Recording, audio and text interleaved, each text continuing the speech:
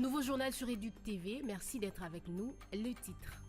Le gouvernement veut garantir une éducation équitable pour tous. Ce lundi, le vice-ministre de l'Éducation a reçu son collègue en charge des anciens combattants pour examiner les difficultés scolaires rencontrées par les enfants de ceux qui ont servi la nation. Une rencontre d'espoir marquée par des engagements concrets visant à améliorer leur prise en charge. À Kinshasa Plateau, les préparatifs des évaluations de fin d'année entrent dans une phase décisive.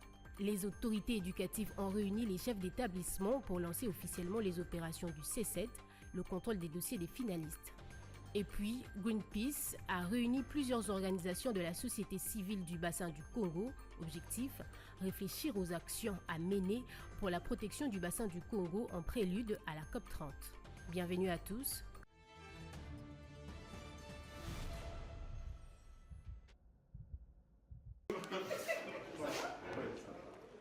Au ministère de l'Éducation nationale et Nouvelle Citoyenneté, une rencontre à forte portée sociale s'est tenue ce lundi entre le vice-ministre Théodore Kazadi et le ministre délégué à la Défense en charge des anciens combattants, Elézer Tamboué. Au cœur des échanges, l'accès à une éducation de qualité pour les enfants des anciens combattants, une catégorie souvent confrontée à de nombreux obstacles scolaires et administratifs. Pendant plusieurs minutes, les deux membres du gouvernement ont passé en revue les défis qui pèsent sur ces familles, notamment l'accompagnement scolaire, l'orientation et la prise en charge éducative des enfants issus de ceux qui ont servi la nation sous le drapeau. Il y a les dossiers que j'avais soumis au ministre de l'enseignement, lesquels dossiers concernaient les enfants des anciens combattants. En ce qui concerne les systèmes éducatifs, on ne peut pas évoluer sans relever le besoin de ceux dont on nous a confié la responsabilité de les gérer. Voilà pourquoi je suis venu voir l'Excellence pour essayer de discuter là-dessus et voir par quels moyens s'occuper de cette catégorie de personnes qui ont servi sous les drapeaux. Elézer Tamboué n'a pas caché sa satisfaction. Il s'est dit encouragé par l'écoute reçue et par les engagements exprimés, se montrant confiant quant aux mesures à venir pour garantir à ses enfants un accès équitable à l'éducation conformément aux priorités du gouvernement. Cette rencontre ouvre la voie à une collaboration renforcée entre les deux ministères avec un objectif commun: assurer à chaque enfant d'anciens combattants les mêmes chances de réussite que tous les autres élèves du pays.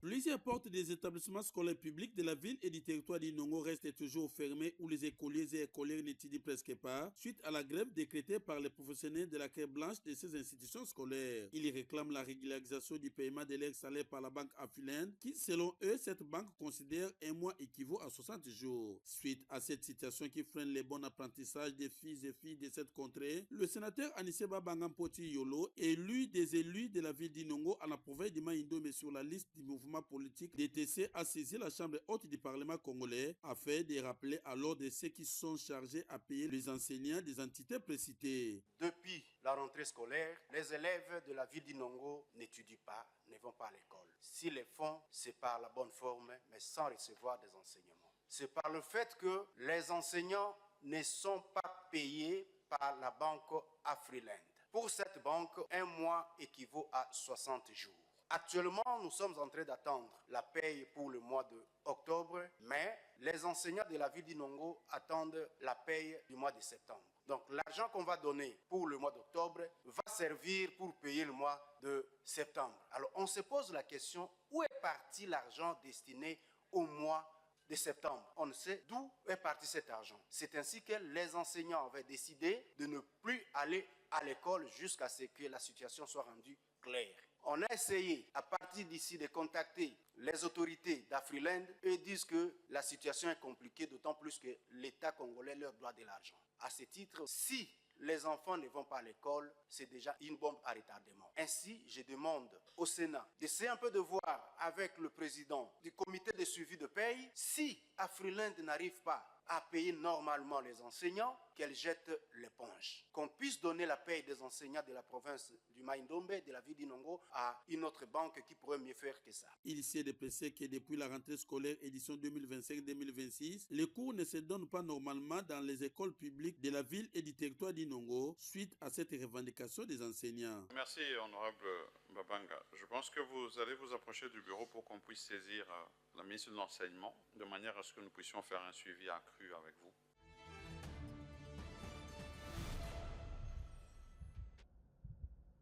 Le projet d'équité et de renforcement du système éducatif au PERS a organisé ce vendredi un atelier de sensibilisation et de mobilisation à l'intention des acteurs éducatifs de la province éducationnelle du Kwilu 1. La rencontre, tenue dans la salle polyvalente de Marie Gorenti, visait à renforcer la compréhension et l'adhésion des parties prenantes aux réformes en cours, notamment à celles portant sur la rationalisation des bureaux gestionnaires. L'événement a réuni un large éventail d'acteurs, syndicalistes, représentants d'élèves, membres de la société civile, responsables des confessions religieuses et autorités éducatives provinciales. L'atelier a été ouvert par le directeur des cabinets du ministre provincial de l'éducation du Kwilu.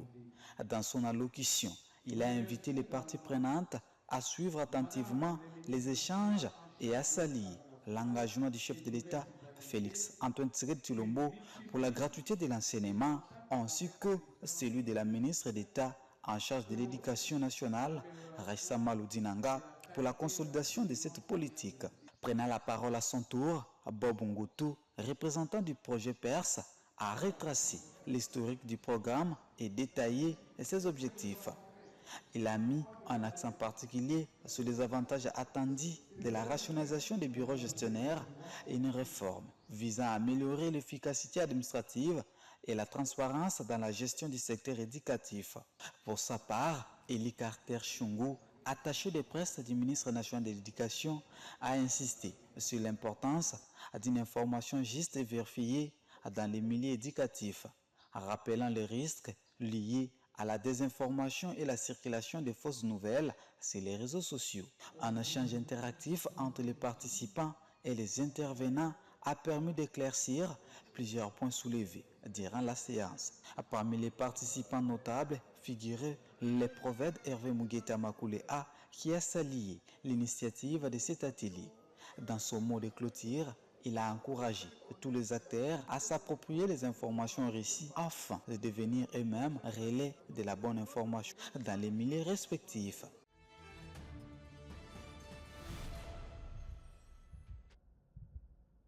Le bâtiment administratif de l'inspection principale provinciale du Congo central est fin prêt. L'inauguration de cet ouvrage a été faite par Madame l'inspecteur principale provinciale Véronique Atanjo Onokoko le samedi 1er novembre dernier à Mbanzangongo. L'inspecteur principal provincial a justifié la construction de cette œuvre par la vétusté de l'ancien bâtiment, les conditions de travail pas assez adéquates et un souci de créer un espace de travail avant de montrer sa main tendue aux personnes de bonne foi afin de poursuivre et d'achever cette œuvre déjà réalisée à 75%. Se lancer dans cette aventure est une conséquence de plusieurs constats soulevés dans ma lettre numéro MINEPSP IPP KC2 0.23 0367 2024 d'ici mars 2024, adressé à son Excellence Monsieur le Gouverneur de la province du Congo central notamment, la vétusté et la non-conformité des bâtiments actuels qui servent de bureaux avec mes différents services au risque d'écroulement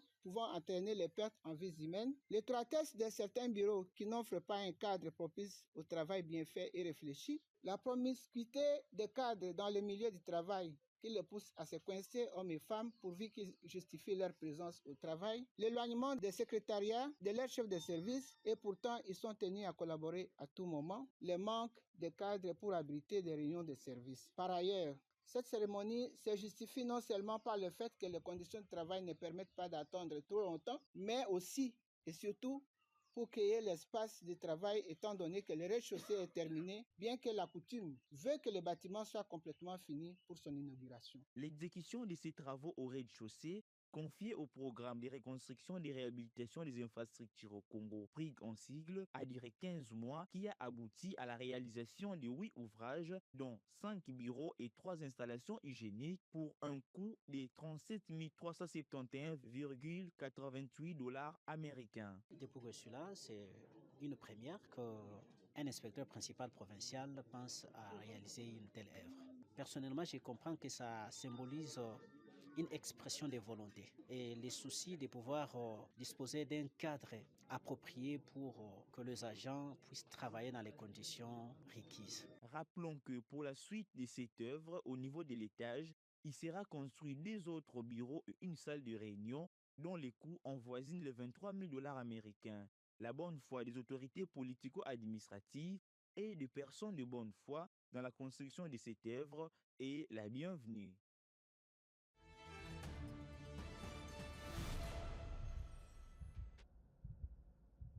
À Kinshasa, le dispositif de contrôle des dossiers scolaires entre dans une étape cruciale. Dans la juridiction de Kinshasa Plateau, les autorités éducatives ont convié l'ensemble des inspecteurs scolaires à une séance stratégique consacrée au C7, ce processus qui vérifie l'authenticité et la conformité des documents des élèves finalistes.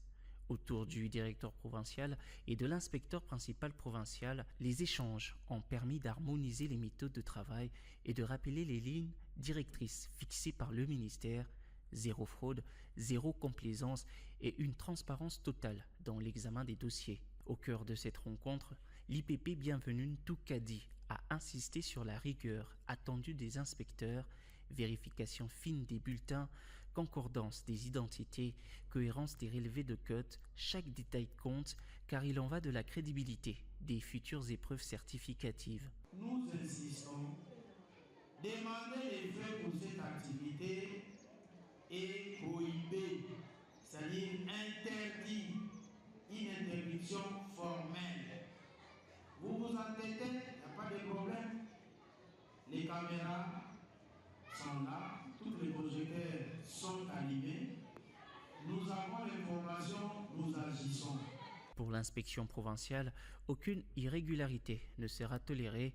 La mission est claire, assurer que seuls les candidats réellement éligibles accèdent aux examens nationaux afin de préserver l'équité et l'égalité des chances entre tous les finalistes.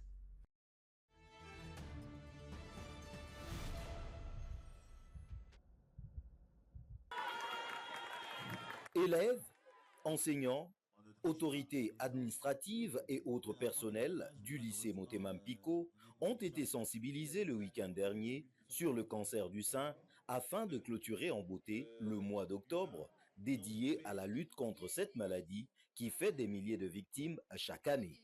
Les élèves initiatrices de cette activité avaient invité les médecins membres de l'ONG Elixir pour ce faire. Après une sensibilisation en mode participatif, suivie d'un jeu de questions et réponses, les élèves ont été conviés à un atelier artistique à travers lequel ils ont peint et écrit des messages de sensibilisation sur cette maladie, notamment la prévention, le dépistage et le soutien aux personnes atteintes. Une expérience saluée par les responsables de cette ONG. Alors je suis très contente parce que nous avons déjà pu réaliser tout ce que nous avons préparé pour cette activité.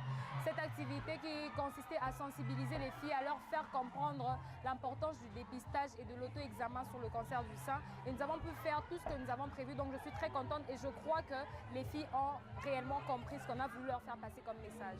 Pour les élèves, cette initiative était importante et devrait se poursuivre dans le cadre de la sensibilisation pour une meilleure prévention, non seulement sur le cancer du sein, mais aussi sur d'autres maladies et des sujets qui portent sur la nation. Nous demanderons aux autorités compétentes d'organiser encore plus d'événements comme ça dans des écoles parce que le cancer du sein est une maladie que tout le monde devrait connaître, devrait avoir un peu plus de connaissances sur ça.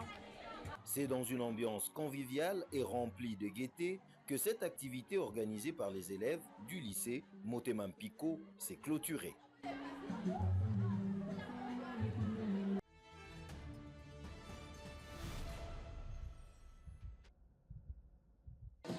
À Kinshasa, les conversations nationales ont débuté ce lundi 3 novembre 2025.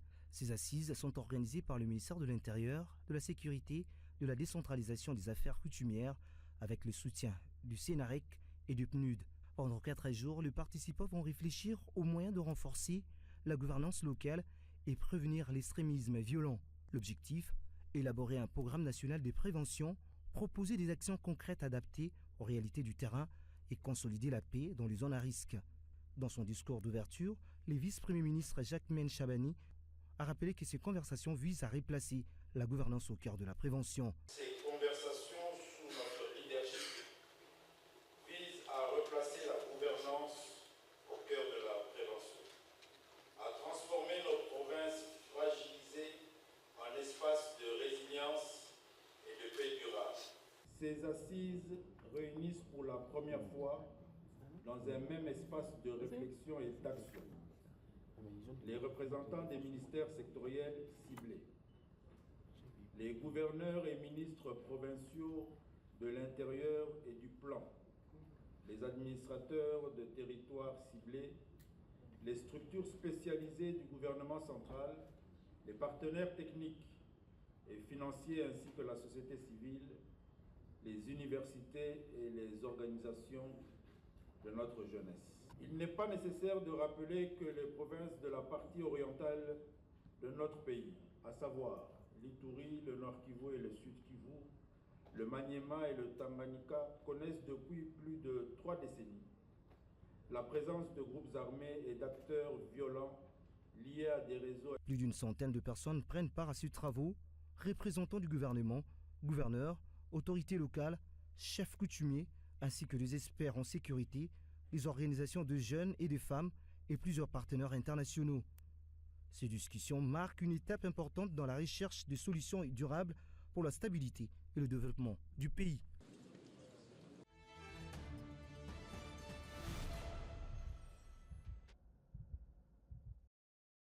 La 2e édition de la conférence régionale des organisations de la société civile du bassin du Congo s'est tenue à Kinshasa, la capitale de la République démocratique du Congo. Placée sous le thème du dialogue à l'action, construire un front régional uni pour le climat, les forêts et le peuple du bassin du Congo. Cette rencontre a été organisée par Greenpeace Afrique.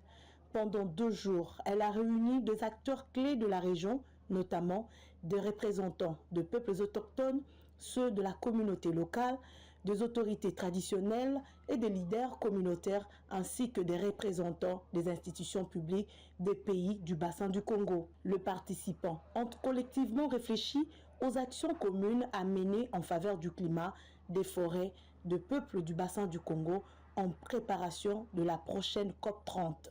Nous appelons les gouvernements, les bailleurs de fonds, les partenaires techniques et financiers, ainsi que les institutions régionales et internationales, à mettre fin à la déforestation, à l'exploitation illégale et non durable des ressources naturelles, à la logique extractiviste héritée du modèle colonial de développement, pour promouvoir une gouvernance fondée sur la justice, la souveraineté des peuples et la durabilité. Investir dans des modèles de développement écologiquement responsables, socialement justes, notamment l'agroécologie, la transformation locale des ressources naturelles, les emplois verts et les programmes de reforestation. Promouvoir une conservation fondée sur les droits, qui reconnaît pleinement les droits des communautés locales et des peuples autochtones, en garantissant leur participation effective à la gestion des écosystèmes et à la prise des décisions. À l'issue de la conférence, les organisations de la société civile du bassin du Congo ont pris des engagements fermes, dont celui-ci de renforcer la mobilisation régionale pour porter leur voix et celle des autorités traditionnelles et de faire entendre ces voix dans les espaces des décisions nationaux, régionaux et internationaux, en particulier lors de la COP30.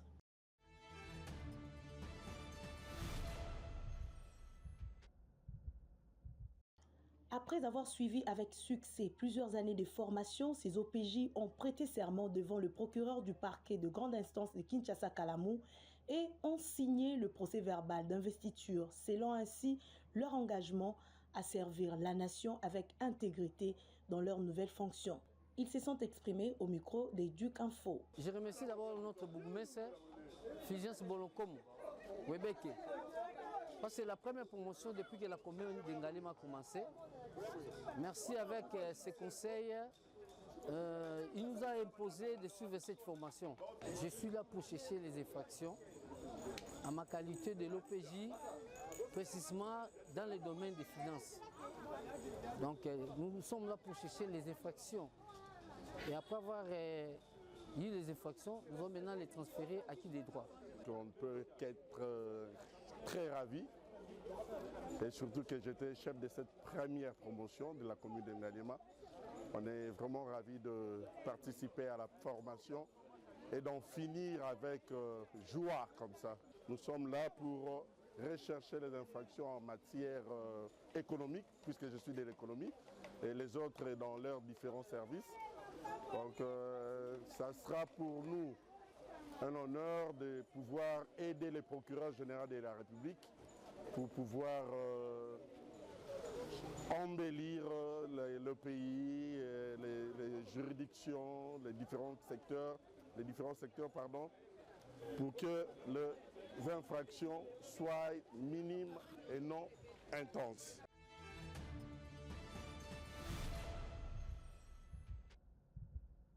Je déclare ouvertes ces assises. Kinshasa a abrité la 4e édition Femmes de repère organisée par l'ASBEL Jeunes en Action. Ces assises d'éveil des consciences, du réveil de la gente féminine et dont les idéaux séduisent. Plusieurs personnalités du pays s'inscrivent dans la droite ligne de la vision du chef de l'État, Félix-Antoine Tshisekedi Tshilombo, selon un message transmis par son porte-parole, Madame Tina Salama, qui s'est fait représenter.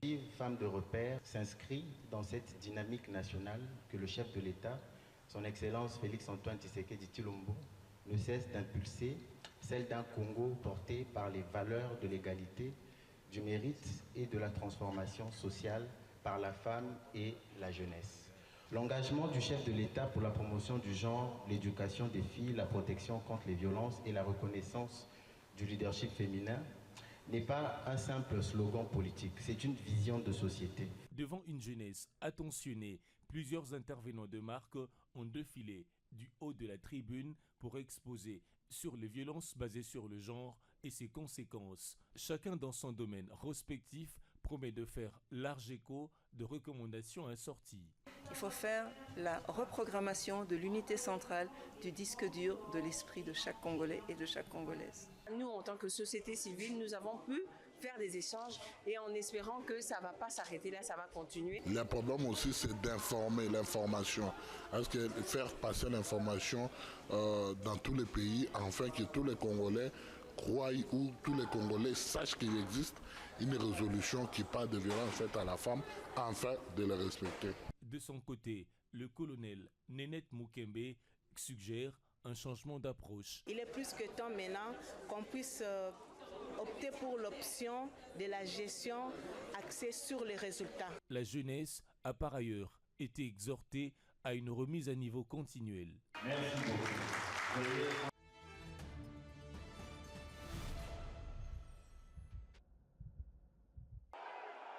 Le derby tant attendu entre le Football Club Saint-Eulalie-le-Popo et les tout-puissants Mazembe a tenu toutes ses promesses dans un stade Kibasa Maliba bouillant, rempli d'une ambiance électrique digne de grands rendez-vous du football congolais. De le coup d'envoi, les deux formations s'y livrent une bataille sans retenue. Côté Mazembe, Sadio Badjo capte sans difficulté la frappe d'Agé Bassiala. De l'autre côté, Simone Omosola, dernier rempart de Cheminot, doit s'employer pour détourner en corner une balle vicieuse qui file droit vers sa cage. Les Corbeaux poussent fort et manquent d'un rien l'ouverture du score sur une contre-attaque fulgurante. Diomeni Ndungala, seul face à Omosola, expédie le cuir au-dessus du cadre. Quelle occasion manquée.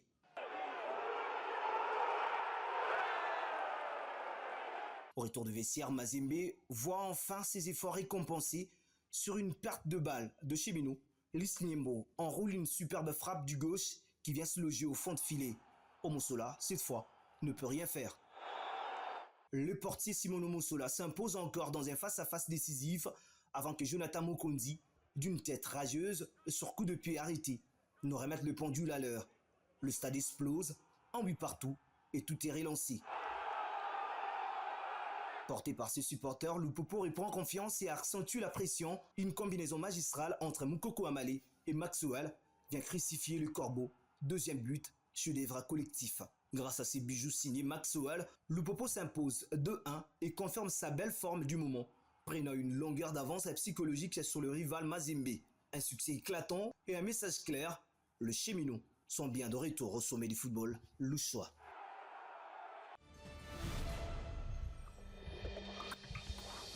Fin de ce journal, merci de l'avoir suivi. Le programme reste en continu sur votre chaîne Éduc TV.